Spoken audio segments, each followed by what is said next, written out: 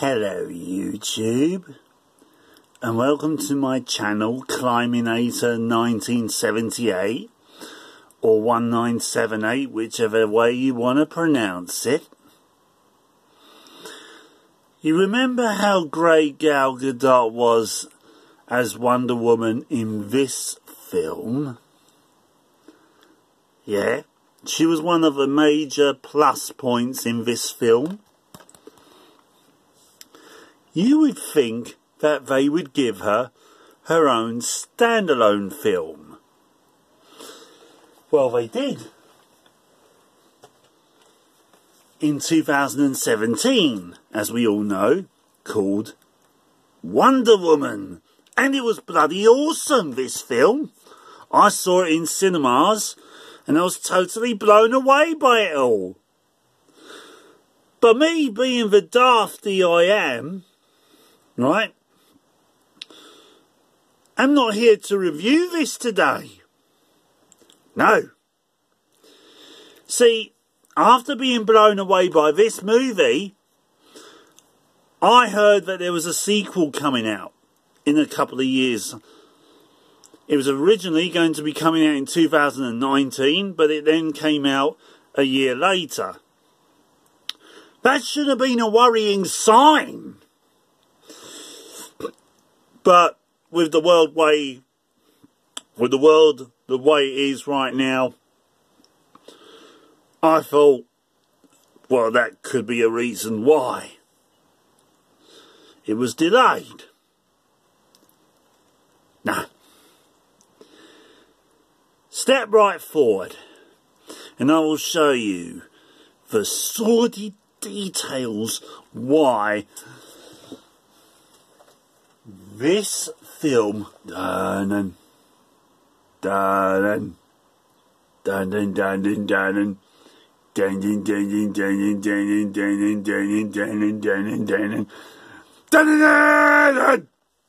this film sucks like it does. I will show you the reason why it sucks like it does. This film is garbage. I waited one extra year, 2.5 years in total, for this film.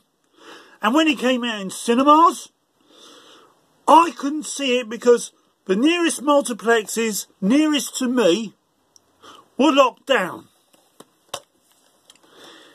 Anyway, I have just watched this for the first time.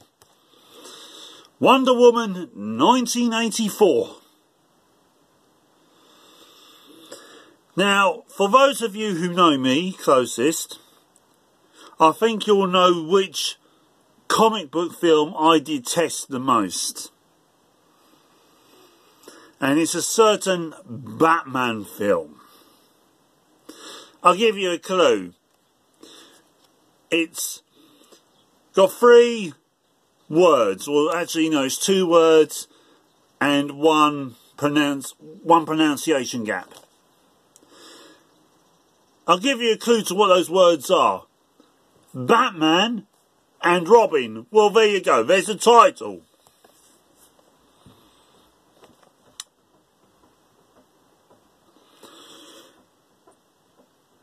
Up to this point, that film was the worst thing I saw in my life. This now takes the crown of that. This makes Batman 89, this makes Batman and Robin, forgive me for saying Batman and Robin in the same bracket as Batman 89, please.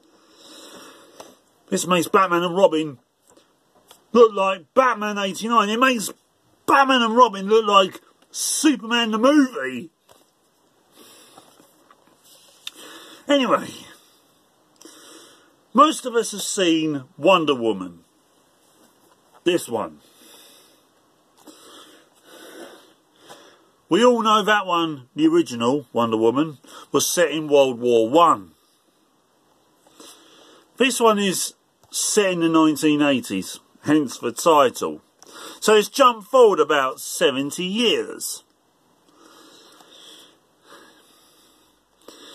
So, the problems for this film start at the very beginning of the film. If you think, as this is a sequel, right, this is a sequel, yeah?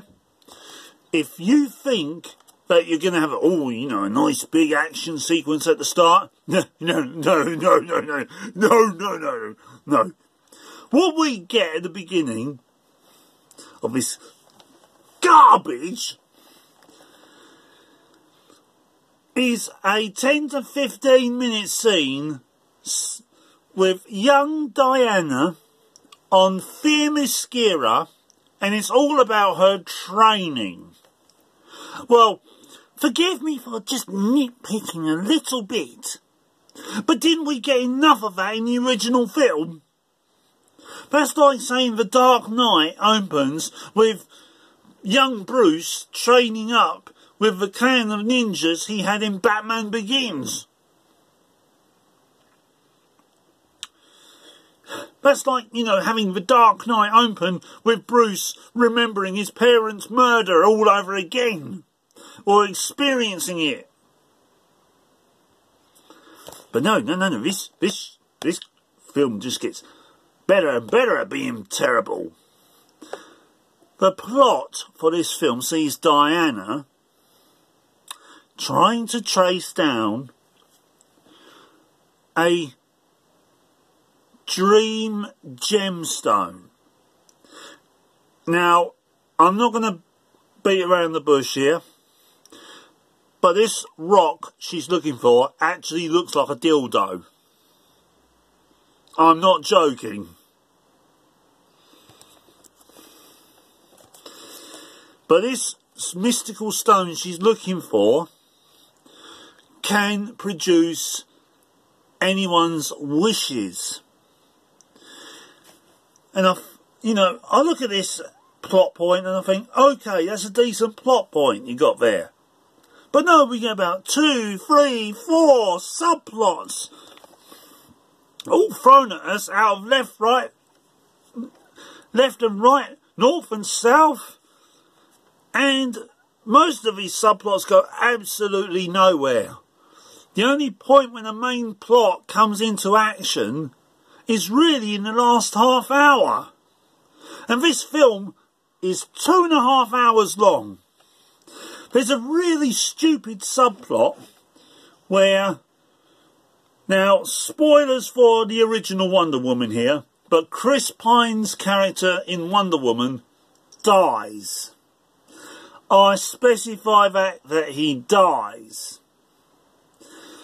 So, when Wonder Woman in this film goes to this gala party, this bloke approaches her and talks to her like Chris Pine's character would. But he looks nothing like Chris Pine, to the point where Wonder Woman even stresses this. And in the middle of the scene, he morphs into Chris Pine, and Wonder Woman starts falling for him. And all I can say is the relationship through the film is like a coercive, abusive relationship, with Wonder Woman being the abuser. It's really creepy. Basically, they have turned Wonder Woman into a sex pervert.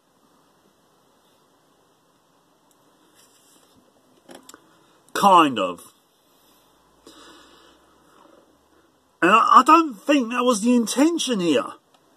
I think it's just a case of one too many cooks in the kitchen. This film was actually released in cinemas. And on streaming services like HBO Max, I think, or whatever. Gal Gadot does everything she can with the script. But, oh God, is there some shitty acting.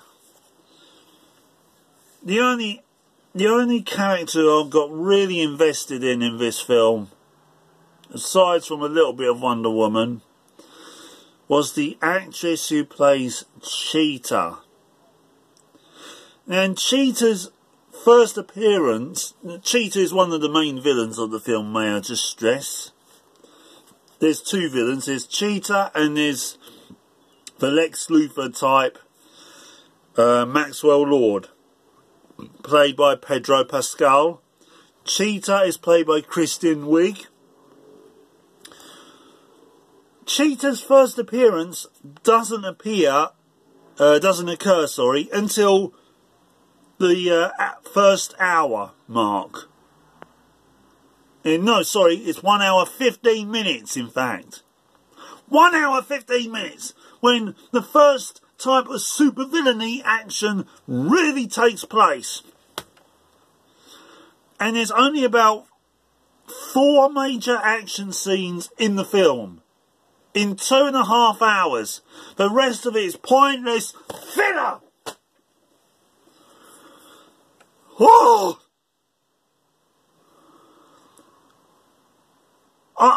I'm sorry, but this film is god-awful. See, what makes it worse than Batman and Robin is that Batman and Robin is so bad, it's funny. Wonder Woman is so bad, it's not even good. In a so bad it's good way. It's just so bad, it's awful. Avoid like the plague. Avoid like it's a 10-ton nuclear warhead coming towards Earth. Yeah. Avoid like it's an asteroid field heading towards our planet. Yeah. That is how bad this garbage film is. And it's definitely